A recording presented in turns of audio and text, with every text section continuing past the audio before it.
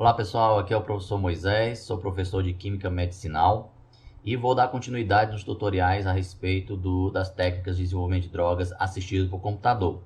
Na primeira parte eu gravei vários vídeos mostrando como fazer a instalação de alguns programas que eu utilizo.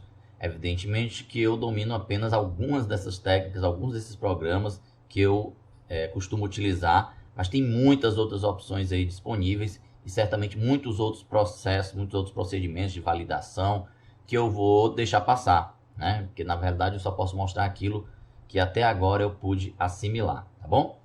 Enfim, e a partir de hoje eu vou gravar vídeos a respeito de cada técnica, mostrando passo a passo como realizá-la. Primeiro que eu vou mostrar é o Virtual Screening através de docking molecular. É uma técnica baseada na estrutura do receptor, né? Baseada na estrutura, não é técnica baseada em ligante, ela é uma técnica baseada em estrutura, porque eu preciso ter a estrutura da proteína-alvo para realizar essa técnica. Existe o docking molecular rígido e o docking molecular flexível. Eu vou mostrar as duas técnicas, tá bom? E vou realizar o Virtual Screening. Existem programas já prontos de Virtual Screening, né? Que você utiliza só uma interface gráfica para realizá-lo. Alguns deles pagos, né? Muito caros. E os que nós temos aí, que são gratuitos, o freeware, enfim, open source, código aberto ou não, são programas que muitas vezes você precisa fazer algumas adaptações, né? Eles não têm o mesmo suporte de um programa pago, tá bom? Então fiquem bem cientes que nem todo o procedimento vai ser, enfim, uma interfacezinha bonitinha para realizar, né? Dito isso, vamos começar. Então a primeira coisa, nesse vídeo eu vou apenas mostrar como é a obtenção dos ligantes da proteína-alvo. Antes de qualquer coisa, você tem que primeiramente saber aquilo que você vai, enfim, investigar, né? Então, é evidente que tem que haver todo um planejamento antes para a gente poder definir o que nós vamos selecionar. Aproveitando o momento atual, eu vou mostrar esse tutorial com o Virtual Screening de moléculas para COVID-19, né? Para uma proteína da COVID-19, mais especificamente para a proteína Spike da COVID-19. Depois eu vou mostrar quais são os artigos dos quais eu me baseei para selecionar essa proteína e não a proteína principal do vírus ou outra proteína do vírus, né? Então selecionei a proteína Spike, ok? Bem, primeiramente então vou sair aqui, nós vamos fazer a obtenção dos ligantes, né? Afinal de contas, Virtual Screening você vai utilizar milhares de ligantes ou até milhões, dependendo do seu poder computacional, né? Para realizar simulações em sílico e poder, então, ter uma ideia de quais ligantes têm maior afinidade, ou maior probabilidade, vamos dizer assim, de serem úteis como compostos líderes, né? Como futuros protótipos no desenvolvimento de novos fármacos. Existem bibliotecas onde eu posso pegar esses bancos de dados, bibliotecas de ligantes, né? Onde eu posso ter acesso a bancos de dados de milhões, às vezes até bilhões de ligantes. Entre os principais estão esses daqui, né? O Zinc15, o PubChem, o DrugBank eu coloco aqui, mas ele é mais para a gente ter acesso a fármacos já conhecidos, e o ChemBL, né? Então esses três eu diria que são os principais, o Zinc15, o PubChem e o ChemBL. O Zinc15 é o mais utilizado, creio eu, né? Eu só basicamente faço o screening virtual de moléculas que eu baixei aqui do Zinc15, tá bom? Então é através deles que a gente vai realizar essa primeira parte, esse primeiro passo, que é a obtenção dos ligantes. Então nós vamos entrar nesse site, zinc15.docking.org, tá ok? E vamos aplicar filtros para drogas da FDA, que são aprovadas na Food and Drug Administration, né, dos Estados Unidos, e produtos naturais, que também são interessantes de serem investigados, né, de se fazer a prospecção, a triagem desses produtos naturais. Nós vamos salvar os arquivos no formato .mol2, que é um formato que a gente consegue ser reconhecido pelos programas que nós utilizamos para Virtual Screening, para que eles possam ser reconvertidos no formato PDB-QT, que é o formato de entrada para o docking molecular. Bom? Então vamos primeiro aqui entrar no site. Pronto, o site é esse, Zinc15. Eu vou clicar aqui em substâncias, aqui embaixo, certo? Clicar no substâncias, ele vai abrir. Eu poderia criar meus ligantes aqui do zero, poderia desenhar estruturas ou a estrutura de um produto natural que eu isolei de de uma planta, enfim. Poderia aqui propor novas estruturas para poder utilizar. Mas aqui a gente vai usar sem fazer nenhum tipo de filtragem, apenas fazendo uma busca para que ele mostre todo o banco de dados dele, né? Pronto. Então aqui ele vai mostrar que ele tem mais de 1 bilhão e 800 milhões de compostos aqui registrados. Não sei dizer se ele repete, porque tem alguns que fazem parte de compostos que estão em fase clínica, compostos produtos naturais, compostos já aprovados, outras substâncias, enfim. Aí tem diversas categorizações que ele faz. Vai que uma substância está em mais de uma categoria dessas, ela pode estar repetida, por isso o número tão grande de compostos. Mas eu não sei, pode ser que tenha realmente esse quantitativo todo. Mas aqui eu vou fazer uma filtragem. Então eu vou selecionar apenas drogas bioativas que têm registro na FDA, né? Drogas aprovadas pela FDA. Então, pela Drug Bank, né? Que estão registradas lá no Drug Bank. Ele utiliza o Drug Bank como fonte, creio eu, dessas ligantes aqui que ele coloca, tá bom? Eu clico aqui em FDA e você vê que ele seleciona 1.615 compostos. Então aqui são todos fármacos já aprovados. Que interesse a gente tem em fazer uma triagem empírica, né? Aliás, não é triagem empírica, né? Um virtual screening de compostos que a gente já sabe que são utilizados, já são utilizados como fármacos, enfim, já tem outras aplicações, né? Então, por que buscar fármacos já aprovados pela FDA? Existe uma grande vantagem nisso, que é o fato de que esses fármacos, por já estarem sendo comercializados, eles já passaram por estudos de fase clínica 1, 2, 3. Então a segurança deles já está bem estabelecida, pelo menos para a dose com a qual eles são utilizados. Então isso nos dá uma segurança a mais e reduz o tempo de desenvolvimento, porque aí você precisaria, na verdade, trabalhar em bioensaios, ensaios pré-clínicos, né, em animais, e depois ensaios clínicos, apenas quanto à eficácia, quanto a aspectos farmacocinéticos da droga, enfim. Até aspectos farmacocinéticos já são conhecidos, são drogas já utilizadas, né? Na verdade, é só definir a posologia realmente que seria utilizada para esse fim, que pode ser diferente para a destinação original desse fármaco.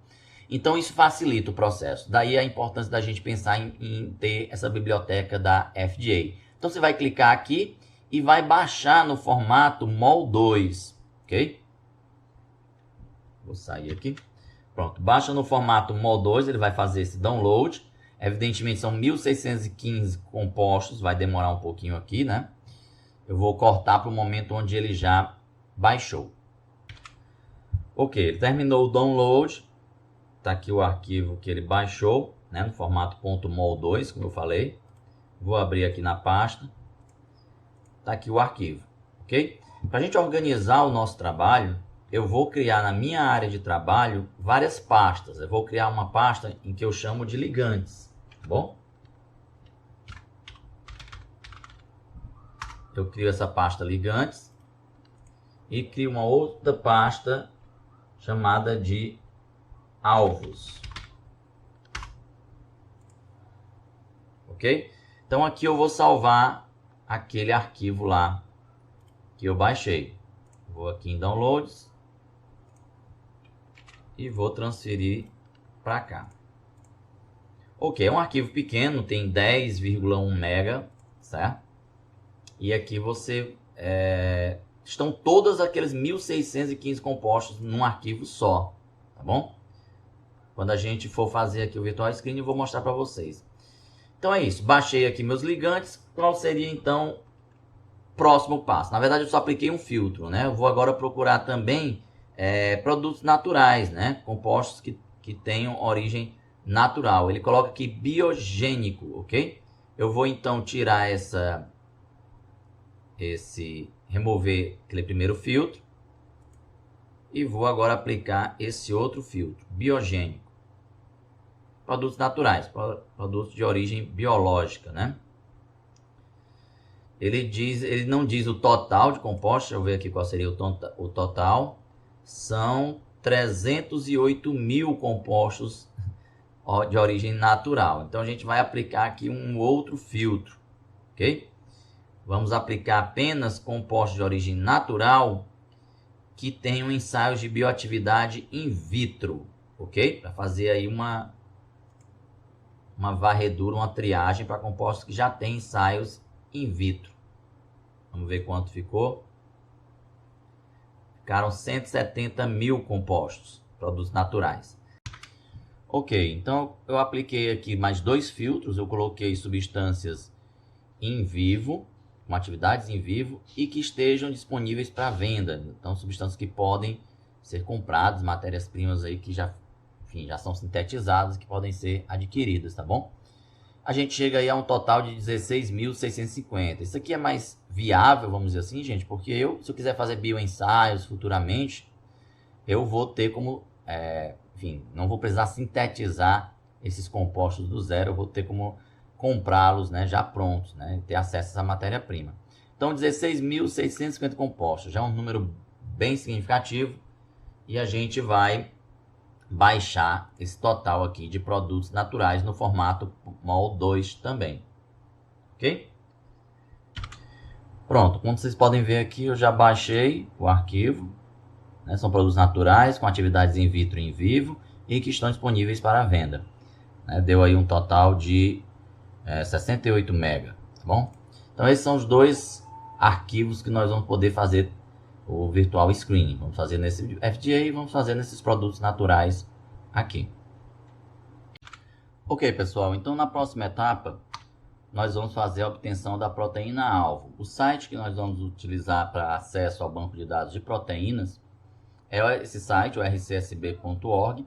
Nele, se você tiver um código da proteína, você pode buscar ela diretamente, ou então realizar uma busca com o nome, enfim, e definindo aí parâmetros de filtragem nessa busca. O arquivo que a gente vai salvar, nós vamos salvar lá a proteína-alvo no formato protein.pdb, certo?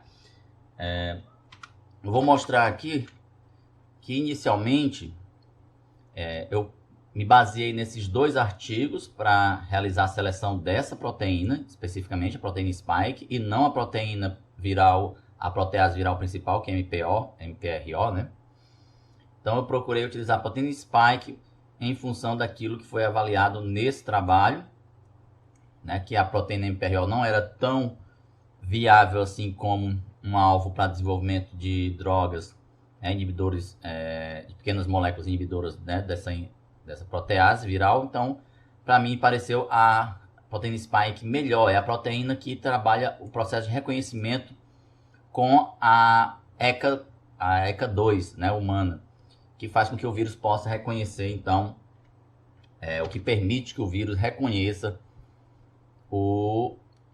a célula pulmonar, né? A proteína ECA2 presente no pulmão, o vírus reconhece através da proteína spike, consegue penetrar, gerando seus efeitos respiratórios. Então, seria interessante a gente inibir essa proteína que promove o reconhecimento da ECA2, né? O receptor de ECA2 presente no pulmão, tá bom? Foi baseado nesse artigo aqui da Science que foi publicado ano passado. Então, com isso, eu entrei no site e fiz a busca dessa proteína. Eu utilizei na busca inicial apenas a sigla SARS-CoV-2.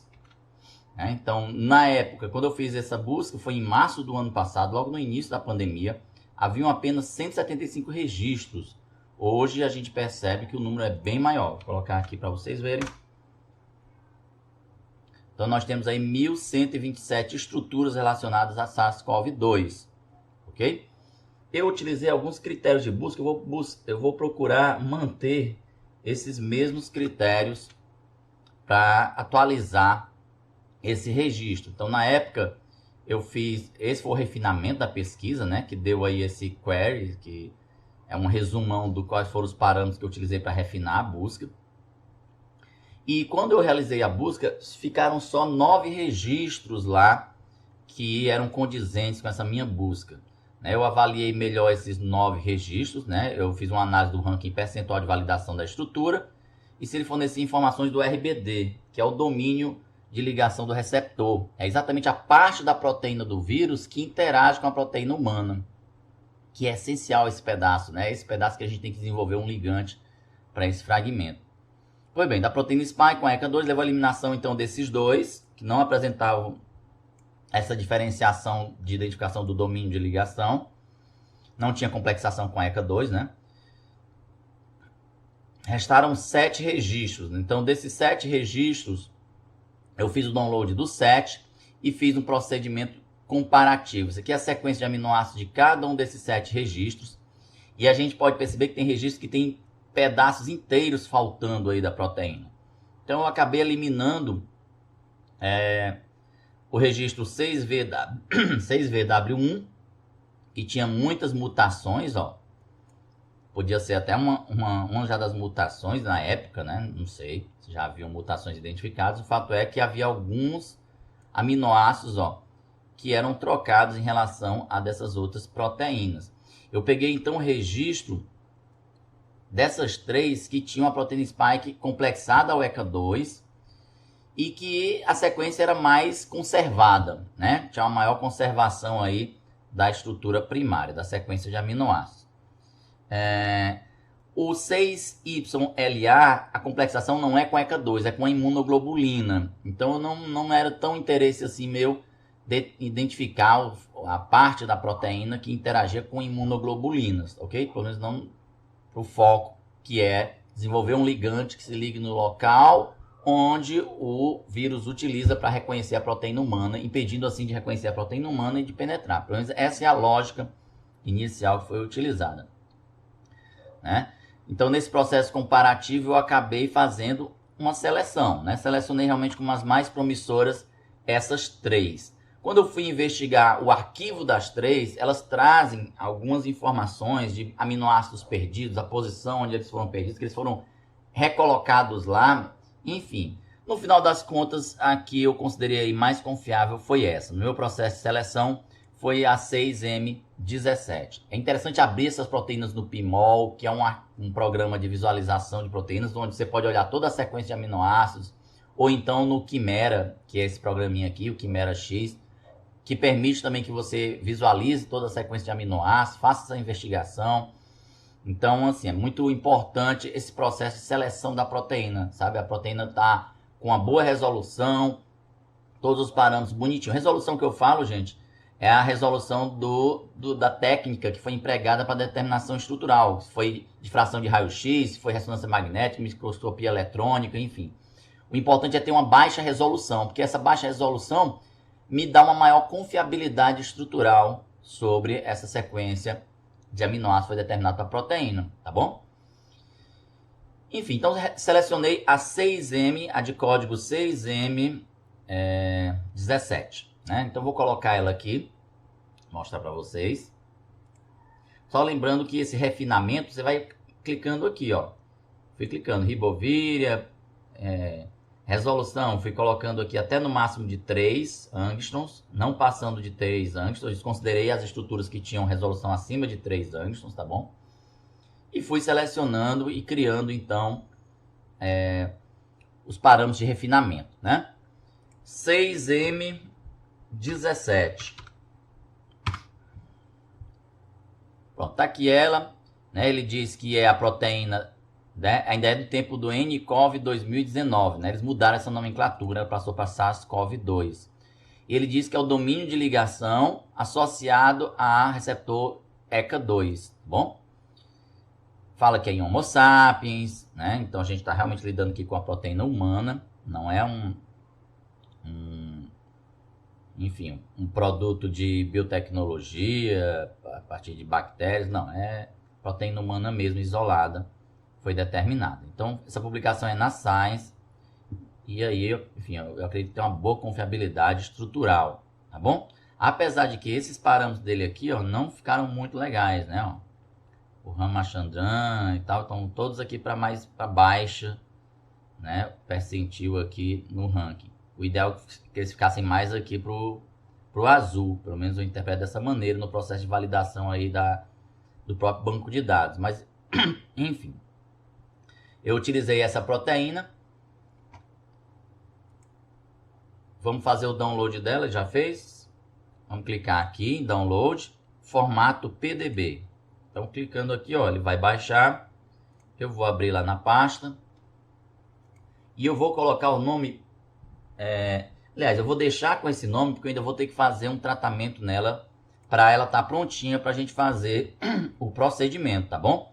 Então, eu vou deixar ela com esse nome originalmente. Ctrl+C. Vou lá na minha área de trabalho, na minha pasta de alvos. eu vou colar. Só lembrando que originalmente quando eu fiz esse trabalho, eu peguei mais de uma proteína para fazer, tá bom? Então até chegar nessa proteína aí, eu tive que fazer um comparativo entre várias. Inclusive tem programas que, se não me engano, eles fazem essa superposição das proteínas e comparam a sequência de aminoácidos para a gente ter uma ideia de quais são as que estão muito discrepantes, enfim, saber um pouco da variação aí da estrutura primária delas, tá bom? Como essa estava muito semelhante a outros depósitos, a outras proteínas que foram depositadas nesse banco de dados, então eu considerei essa uma das mais confiáveis. Além dela ter aquele fragmento mesmo, né, RBD, o domínio de ligação ao receptor ECA2, tá bom?